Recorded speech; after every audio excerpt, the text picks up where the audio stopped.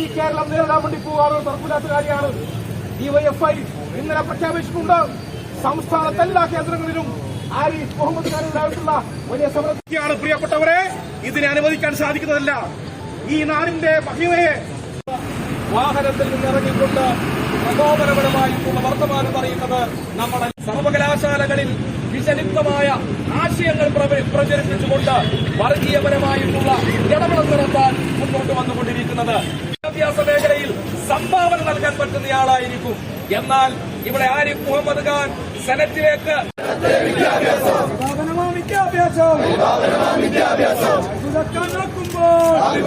നോക്കുമ്പോൾ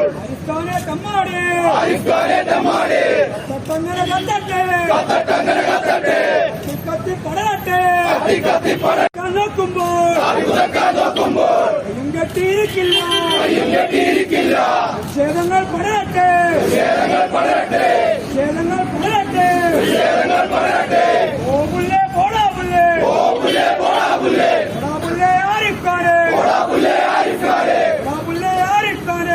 പുല്ലേ ആരിഫ് ഖാനെ, നൂറിന്റെ ചരിത്രത്തെ പ്രമാണിച്ചൊരു തമ്മാടെ, ആരിഫ് ഖാനെ തമ്മാടെ, കത്തി പടരട്ടെ, കത്തി പടരട്ടെ, ക്ഷേത്രങ്ങൾ വരട്ടെ,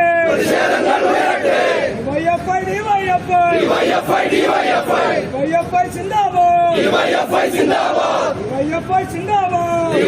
സിന്ദാബാദ്, കേരളത്തിലെ വിദ്യാഭ്യാസം അത്ഭുതക്കാൻ നോക്കുമ്പോൾ